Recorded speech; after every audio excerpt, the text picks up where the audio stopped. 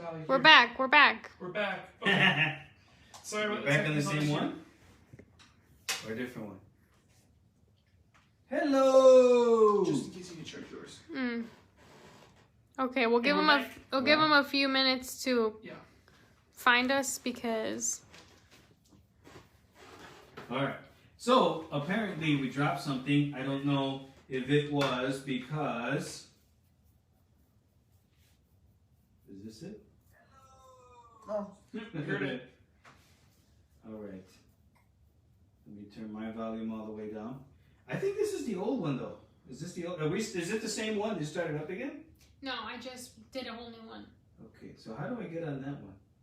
Just go refresh the page. Oh, Bobby Solomon is live now. Yeah. All right. Yeah, that was now. All right. So it looks like we had good attendance and everybody left.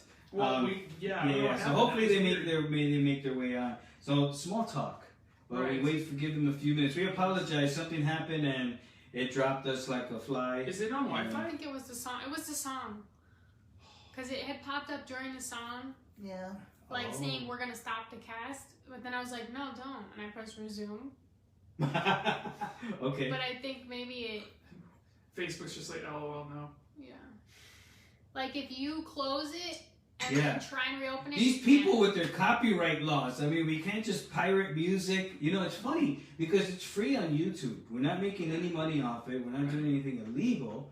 And even when I put it on YouTube, it'll flag it. And it says there's copyright issues, but we can go ahead and play it. Right. But every once in a while, it's it's produced by somebody where they're like, nope, you're blocked completely, and we won't even allow you to watch this. It could be on your channel, but nobody can watch it. Looking at you, Hillsong. Yeah. No, actually, it was Elevation Worship. Elevation Worship. Yeah, it wasn't any Hillsong music. It was. Really? It was only Elevation. Oh. Yeah, because they have a whole private company that puts out their music. I got kicked on a Hillsong song once, so Really? maybe they've changed it. I think we're good. We're back to 10. Hey, we were at 16, a whopping 16 before, yeah. Which we had like a thing, we'd just be like, and we're back. And we're back. Hello! You know what's sad?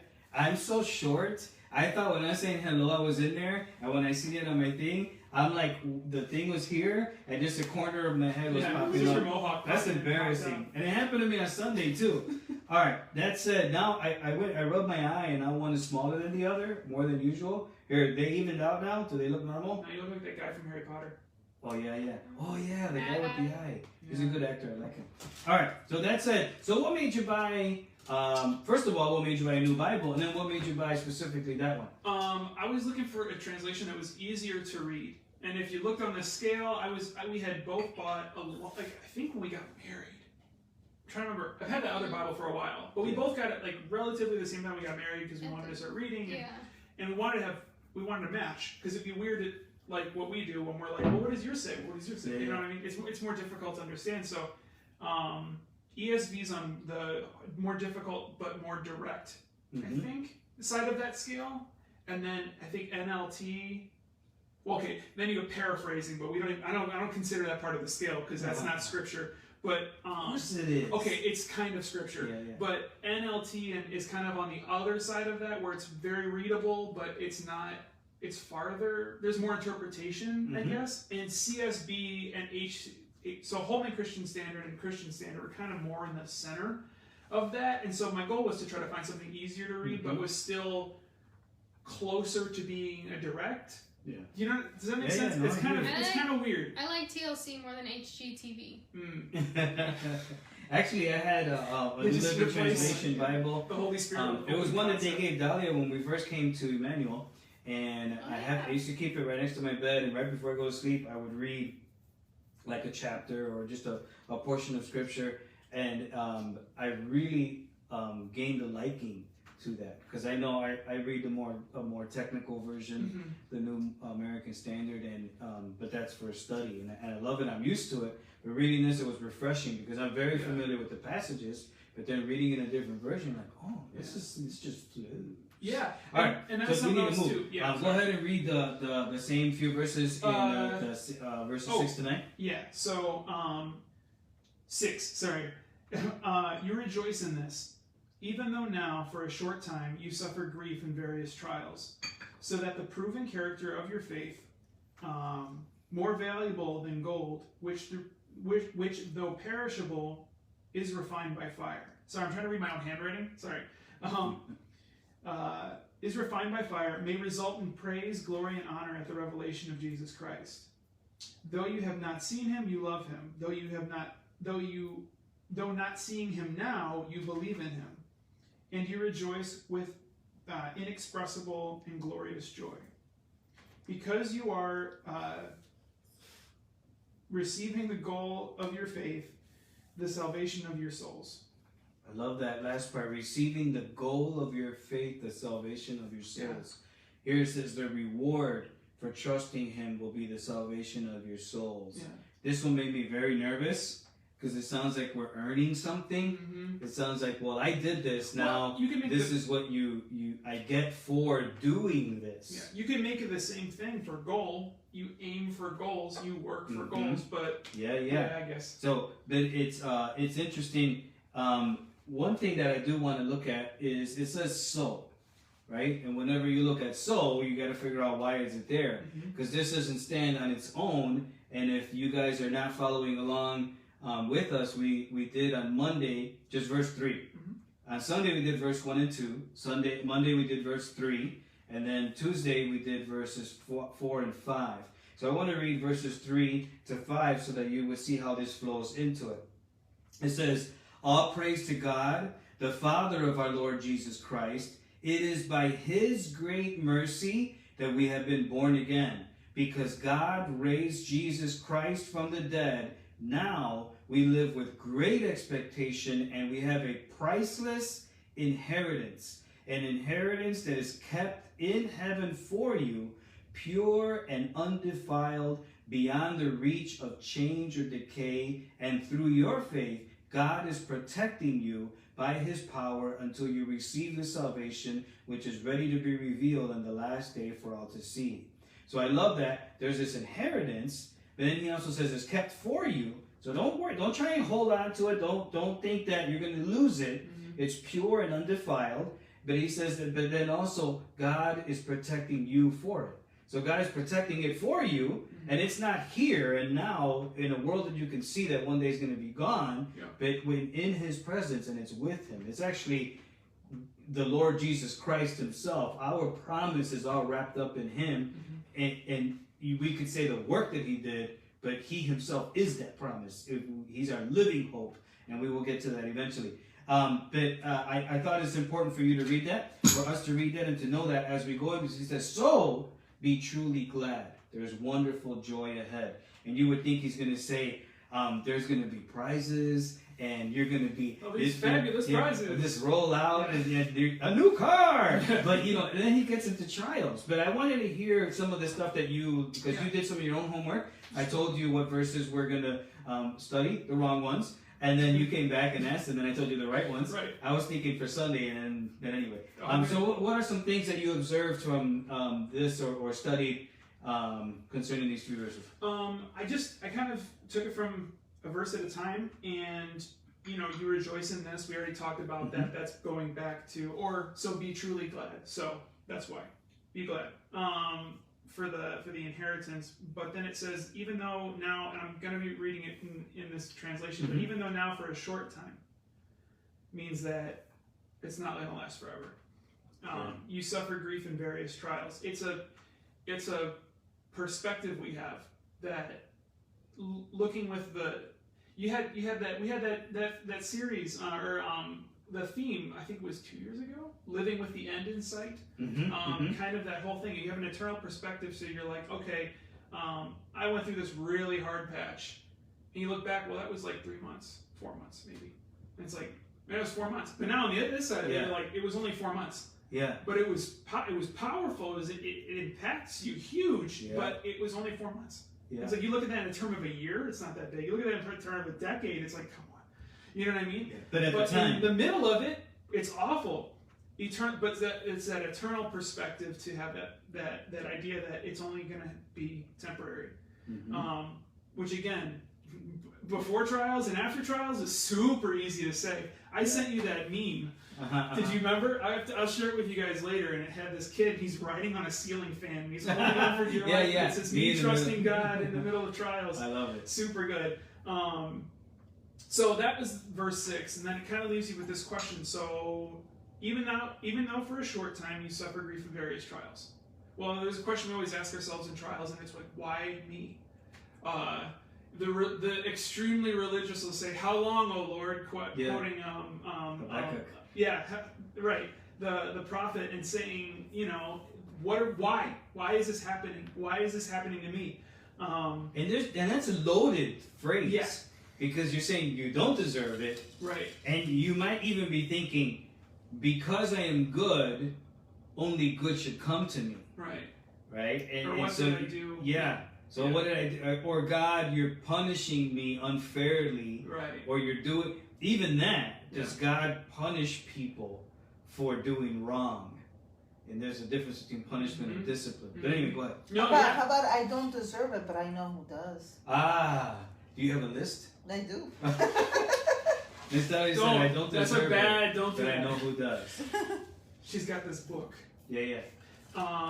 But so without that eternal perspective, we have this question that comes to mind: why me? And I think we do. It's innate. We do that without even trying.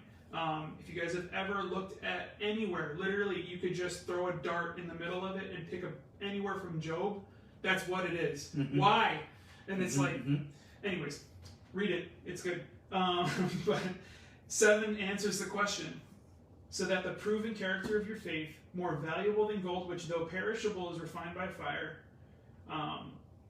may result in praise, glory, and honor at the revelation of Jesus Christ. There's a lot there, but the focus here is that proven, tested. It's the same type of thing where you're proving something. Yeah. We should find encouragement in that. We know that when push comes to shove, we're gonna be making a decision, and you're gonna know whether you truly believe or not. And I'm not trying to add doubt into the mix here, but it's easy to be a Christian when life is smooth, when you have a sweet 401k, or I'm sorry, I gotta stop making. I'm trying to. When all your friends are cool with your religion, when you're going on with this, and you're like, "Oh, he's the Bible kid. I got questions," and it's like life is smooth. I'm courting a girl in youth group, like totally fine. Everything's good. It's easy to be a Christian there, but this is when it gets difficult, when your friends start making fun of you, when you don't go to certain parties and you miss out on social engagements, and you start making decisions that are good, and these are actually, and this is just me being insensitive probably, but those aren't really bad trials. I'm guessing you think of probably worse ones, but well, it is for the individual at the time. Yeah. I mean, I remember when I was 12, I was very, very sheltered, and it wasn't because I was a Christian. My parents were just very overprotective, and it affected me to the point where I felt I had to run away from home. So I mean, it was serious, even though I was 12 years old. But it was serious at the time. No, I'm going. Go ahead. No, that was it. And I'm just saying that because me, and I know Dolly kind of agrees with me, we never wanted to go to parties. We're like, that's where the devil lives. We're not going there. It's true though. Yeah. Don't go to parties. Yes. Unless they're youth group parties. But even then, those you are gotta be careful. Yeah. They're lame or they're worse. No, anyways, we're not ours. silly. Not ours, but just be careful. Okay, moving on. We're going to get into the weeds on this one. Sorry. There's good reason to test faith. You should find your validation in this. And so if you weren't a real believer before, you're going to figure it out in that trial. Yeah. And that's what we should be thankful for, that we're proving this faith. Can you make a connection between the crucible and this?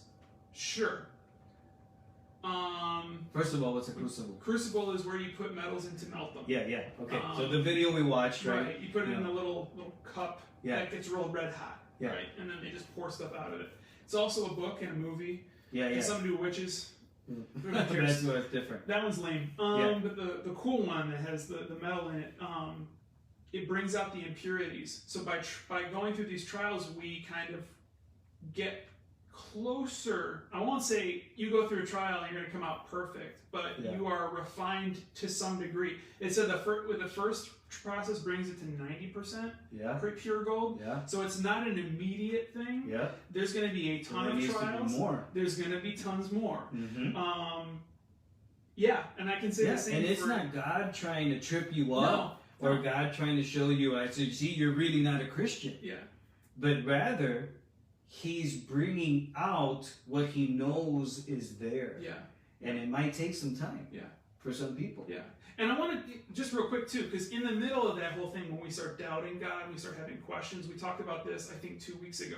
Mm-hmm. We start saying, trials are anything where you start to doubt the good or faithfulness of God. It's part of going through that. And that's something that we tend to beat ourselves up for. I tend to beat myself up for being like, dude, are you kidding? Like, you just are over here and then you're over here. And people might call you on it too, depending on how vocal you are about it. Yeah. And I mean, it's true. It's a part of the process though. And you shouldn't beat yourself up for it. There's going to be doubt. There's going to be questions. And that's not necessarily sin to wrestle with that. Right. So just a quick disclaimer, because that's something that needs to be covered. All right. So moving on. So there's an eternal perspective to trials, something we should be joyful for. And the trials are normal. We go through them often. And as we go through them, our faith gets proven.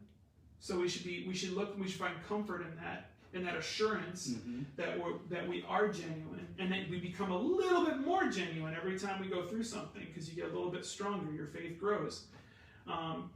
So verse 8 kind of shifts a little bit in kind of, because there's a break there, but it's kind of because it's a different thought, not necessarily because there were paragraphs in Hebrew.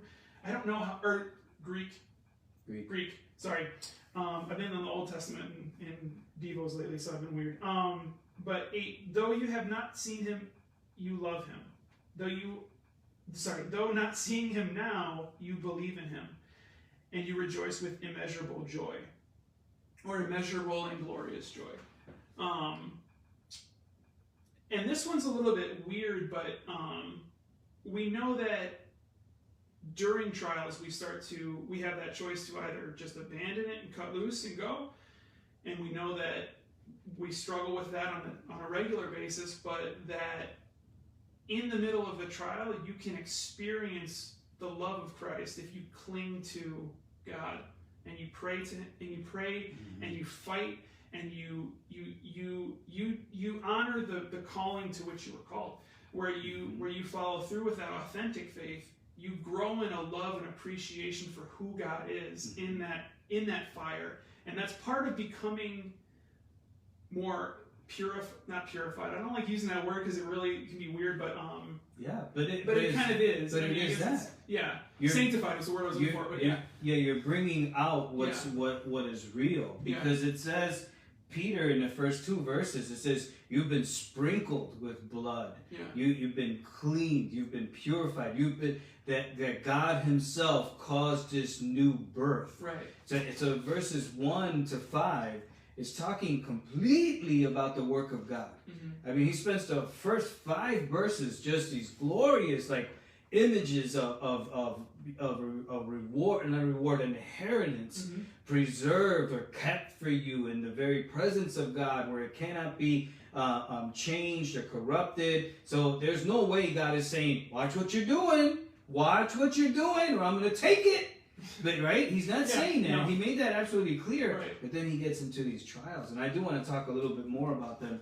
But I want to let you finish your thought first. Okay, no, and then when we get to verse 9, so we're saying here that through trials we experience the love of Christ because we have a new appreciation for what He does and who He is, and the grace that we have that allows us to come through that. Yeah. And that's where we find joy. So there's this little cycle that starts up where we cling to the love of Christ, then we experience it, we live through it, and that gives us joy even when things stink, like it's awful, and there's still that joy. And I don't remember who explained it to me. They said joy isn't happiness. Right. You're not happy. Right. But you got joy, because joy it partners with hope. Yeah. And you have hope for the end of it. And so this is like literally a parallel, right? Or like this, however you want to say it, right? Yeah. That it parallels peace with God and the peace of God that we talked about with Paul in the book of Romans, chapter 5, verses 1 and 5. Yeah. So if you want, you go back and you can watch those. Right. But this is 2 weeks ago, it's almost exactly the same thing, because he talked about you exalt that inexpressible joy. So he talked about the same things there, and it was that joy sandwich. You hear where we had joy, fire, and joy. Yeah. Yeah. So we're saying Peter was copying a little bit. No, not copying, but when you have the same Spirit of God inspiring two men that are filled with the Spirit, inspired by the Spirit, that are writing the Bible, we should have something that looks the same, right? And we do. If not, there's that a problem. The continuity of the Bible, the fact that it's written by 40 different authors over the course of 1,500 years on 3 different continents, yes, but it's talking about the same thing. And these are anywhere from princes to paupers, you know. So so we have this joy cycle, the joy sandwich. Same type of thing is what we're going for here. And then through this cycle, there's the result is in verse 9, because you are receiving the goal of your faith, the salvation of your souls. So it's talking about sanctification there, that we become a little bit more pure every time we go through trials. We get a little bit stronger. Our faith grows. We have a love for Christ that sparks a joy in the midst of trials that increases our faith through all of it. And then we come back around, because, no offense, just because you get through one trial, it's not going to end, right? And that's why it said receiving. It's not like you receive or you received. It's you are in the middle of it, and it's going to keep going. Receiving has a constant motion. So, that's I love it. Yeah. So a little word about this. You love him even though you have never seen him. Though you do not see him now, you trust him and you rejoice with a glorious, inexpressible joy. Love telling this story. Dali, when she was in junior high, I believe it was, had an opportunity to go on a short missions trip to South Dakota, is it? Right? And she came to me in tears. And she's like, Dad, I really don't want to go, but I feel like God is prompting me to go. And I'm like, well, I said, it's up to you. And she's like, well, she wanted to obey God, so she went on this missions trip.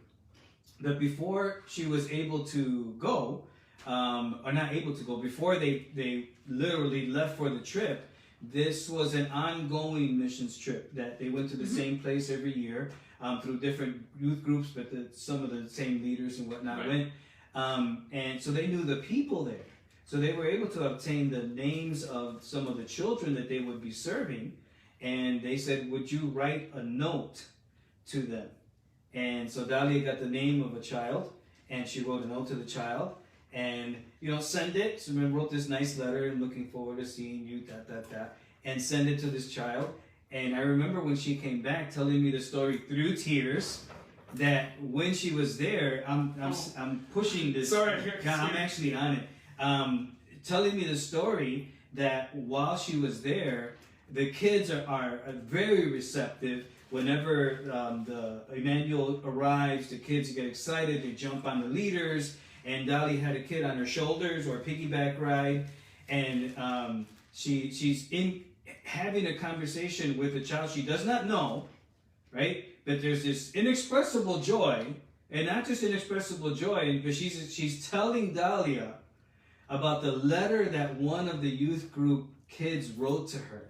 And Dahlia, through her tears, couldn't barely tell me how that was her. And she couldn't wait to tell her that I'm the one that wrote that to you. So I don't know if there's anything you want to share about that, Dahlia. It's just, that was an amazing story. And whenever I read this, I think about this. Because even though she didn't see you, even though she didn't know you, there was inexpressible joy in her to be able to have that letter, to read that letter. And this is why it's important for us to read the Word of God, not because we're always going to feel like inexpressible joy. And because some people read and you're like, what are they talking about? This is dry as dust. But there's a process to that, right? It doesn't come, for some people it does right away. For others it's like, man, this is dry. Whoa. But anyway, so I always think about this. So going back here, I love that these come in at least in this version. I would have to go back and look at other versions, whatever, but at least in this version, I find it visually interesting that he says many trials, these trials, many trials. So there's in threes. And then faith is also your faith, your faith, your faith. The interesting thing about faith is that Paul, in the book of Galatians, he says, but the fruit of the Spirit is peace, love, joy, faith. So some of our English translations say faithfulness, but the word is the same word, translated faith in other places, and in some translations, faithfulness.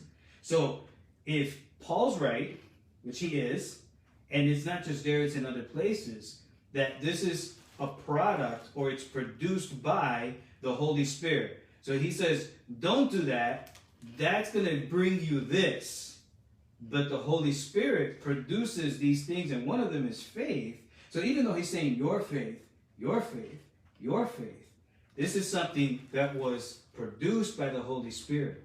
So if I tell one of my children when they were children, go to the store and here's $1, go buy whatever you want in the store. And then the child goes to the store, and then the owner of the store says, oh, that's cute. Your dad gave you $1. Cha! This is my $1. I'm going to do with it whatever I want. I want one of those, and I want one of those, and I want one of those. Is the kid wrong? Is it his faith? Is it his $1? Is it her $1? No, it absolutely is her $1. But where did it come from?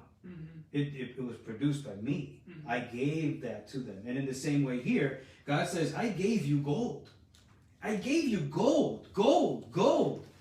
But there's impurities in you. And through these trials, right? Trials, but also this word tested here. Don't think of what we think of a test where the teacher gives you to show you what you're made of. This is not to show you what you're made of. This is to bring out what he knows he has given you. What he knows is in you. What he knows, what you need to see. And they talk about that in movies and whatever. Yeah. The potential inside you. This is not just the potential inside you. He is inside you. The very Spirit of God lives inside every believer. And when they understood this, it was in their language. Yeah. It was in imagery and that they can understand. We gotta watch videos and we don't know what it is to test fire and what that all means and all that. And pure gold. But to them, as they're hearing it, it probably welled up in them joy, knowing that what I'm going through, this is bringing out more of God inside me and is producing. And I love the way the New American Standard, I put it real tiny here so I won't forget it. I love the way the New American Standard put it. It says, instead of saying the reward for trusting him will be the salvation of your soul, it says, obtaining as the outcome of your faith, again, your faith, look, it says 3 times here, and we don't see it here, but we see it here, the salvation of your souls. This word outcome is the word telos. And the word telos is an interesting word because it is what it was meant to be. It is an unfolding. When Jesus said at the cross, it is finished, he wasn't saying, I'm done, or thank God it's over. Even though he was suffering, right? He was saying, it is all that it was meant to be. So this is the outcome of your soul. It is all that God has meant it to be. It is, I always equate this to the Hebrew idea when God created all things and he said, it's good. It's good. And or it's very good. He's saying, it is all that I meant it to be. So it wasn't day 1. It wasn't day 2, 3, 4, 5. It was day 6 and him standing back and saying, it's very good. It's exactly what I want it to be. And he wants us to know at some point, at the end, at the revelation of Jesus Christ, right? That this is all that I meant you to be. Yeah, and I love how that's all unfolding. So, I think that's all I got, right? Yep. Make sure, there's probably a whole lot more that we can say. And you know what's the beautiful thing about this? This is not the first time we're going to look at this passage. No. Maybe not you and I sit together, maybe not with the same students watching, could be another group of students, could be adults, it could be you sitting personally in your own Bible study. But when you look at this again, there's going to be things that you remember, there's going to be new things that you learn, and there's going to be, it's going to just become clear and clear and clear, much like that gold. I love the way Pastor Gary put it years ago. He said, in a crucible, the idea is to heat up that gold so that, or the person who refines gold heats up that gold and the dross comes to the top and they wipe away that dross. Not with their finger. And no, not with their finger. That's a bad idea. No, not even with those big gloves on. But they wipe away that dross and so they remove it and it keeps getting all those impurities to the top to the point where the person can see their own image in the gold. Oh, that's right. I remember him saying God, that too. Yeah. and I love when he got to this point because he says, God wants to refine us so that he can see himself in us. Yeah. I was floating like with little wings the rest of the day when he said that. When there's that really good metaphor, there's a meme for that, right? Yeah. No, okay. So ask yourself, in times of trouble, is my only concern getting out? If it is, you're wasting it. You're absolutely wasting what God has either allowed or directly brought into your life, right? If you're only thinking, how can I get out? And if you're only vision scripture that way, because when you look at 1 Corinthians, right, chapter 10, verse 13, I think it says that no temptation or no trial has come upon you such as is common to man, right. But through it God will give you a way out. And the word is actually the way through. And we got to keep coming back to that because we can't keep reading scripture and making it say what we want. Like I can say, you can do all things through Christ who strengthens you. Yeah. That doesn't mean you can lift a 500-pound boulder. It means that you can live in plenty and in need. Yeah. You can live with clothes or with no clothes. You can live with money or no money. You can live with food or no food. That's what Paul was saying. Yeah. And then he said, of all these things, he goes, I can do all things through Christ who gives me strength. So we make sure that we understand the verse in its context. Yeah. So what does God want me to learn in times of trouble? Because if he's bringing up these impurities and you're not learning him, guess what? You're going to keep going through them again and again and again and again. And I want to be careful too. Just because you learn a lesson doesn't mean you're going to be done trials either, right? Because it's like you're going to be going through trials the rest of your life. And it's awful to hear. Yes, but preachers will say it. Preachers will say it often. You're either in a trial, going through a trial, or about to, or you finish the trial. Oh yeah, right. However that works, right? You're about to go into one. You're in one, or you just came out of one. Right. And that's an awful way to see life. But sometimes we see trials as just bad things. Sometimes having everything could be the trial.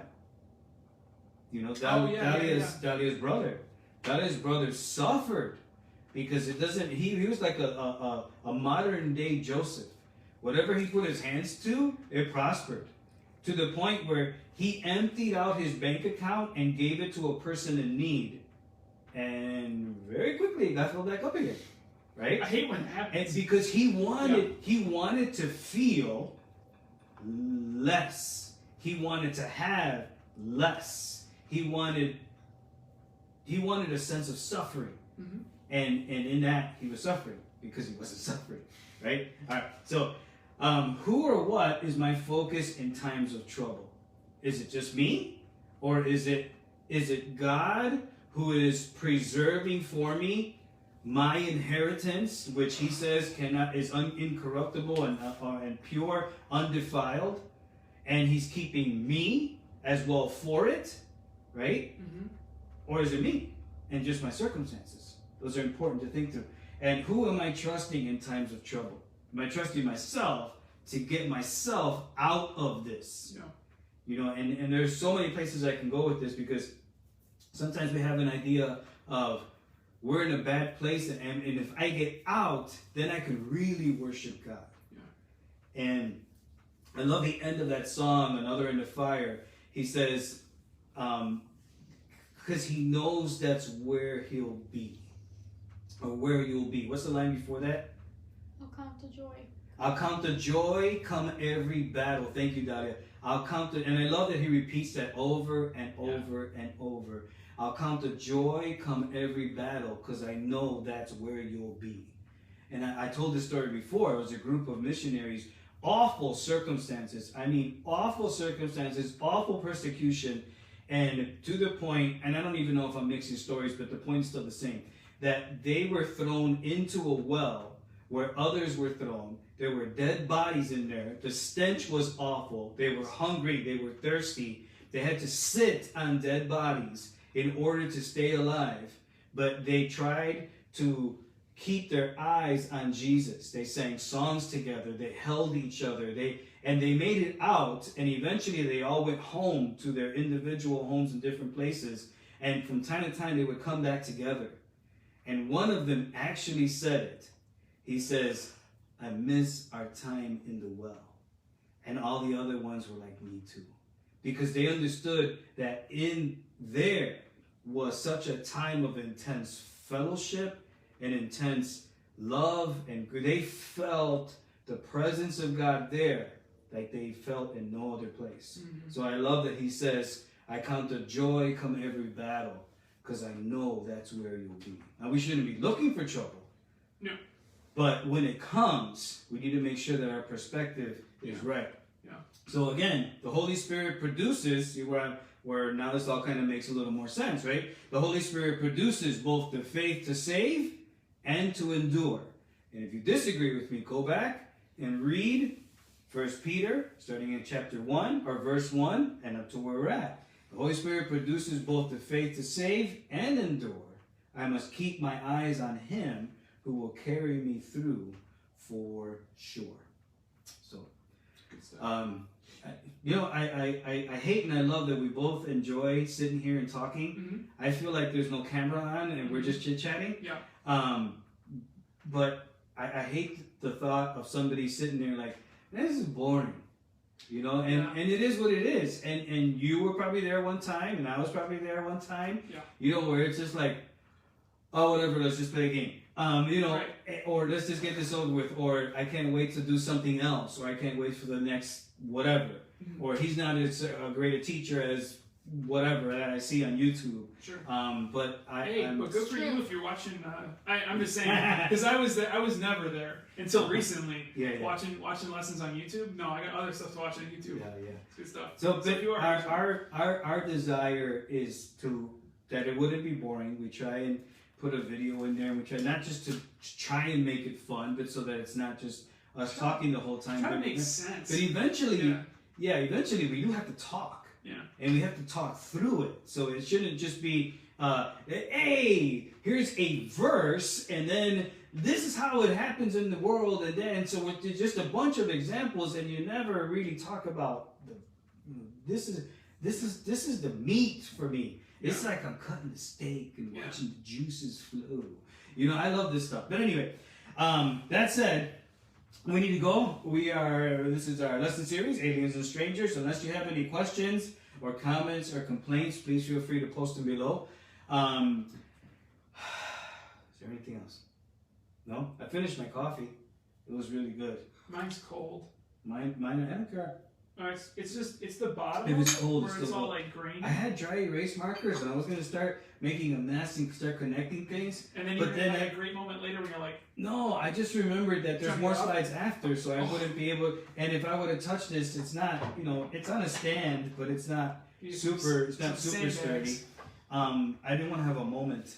Man, those fails, like church fails, Wow, when the cross falls like on the drummer. Oh my goodness. That's so bad. And he's so many levels. And he's trying to keep it cool. He's trying to still do the drum thing, and he's trying to hold up the cross. And that's not what Jesus meant when he said carry your own cross. I like the one where you get those like really charismatic preachers, and the guy was just like I think he whips his Bible like he's like rebuking Satan, and the middle of it rips out and hits a lady in the car. Oh no! So it's like, and it's just like a missile. No, and it shatters like the glass. Oh yeah, he pounds the glass podium. That's a good one too. Ooh, man, those are embarrassing. The church I came from, we had a plexiglass pulpit.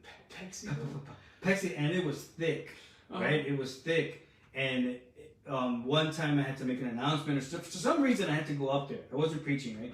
But I had to go up there, and I'm looking at it, and I'm like, whoa. Because our pastor used to love to pound the pulpit. It was cracked. No! It was cracked in multiple places where he had hit his hand so hard that he cracked the thing on top. Didn't go all the way through, obviously, but he cracked it. And I was like, man, I want to pound the pulpit like that. But anyway, that being said, we need to go. Thank you so much for hopping on and then hopping on again. We definitely got to do some work. But on what? That I think if we take songs and we make our own PowerPoint and just bury the song behind it, right? So that it's just a black screen or whatever we want it to be, and it just goes. And I don't think it's gonna get flagged. I think it will because those haven't as of yet. Gotcha. That's why I try and choose the ones from Music Meets Heaven. Because they are okay. Right. Right. But that last one wasn't.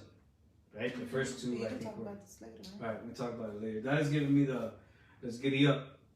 I still have homework to do, but I have till 2 o'clock in the morning to do it. It's probably gonna take me that long. Like an adult and a college student, you're gonna procrastinate. Yes. Yes. I tried my best. Like saying, every waking moment, I'm reading and trying to get things done, but then there's other things that have priority, and I gotta but it's do or die now. I gotta.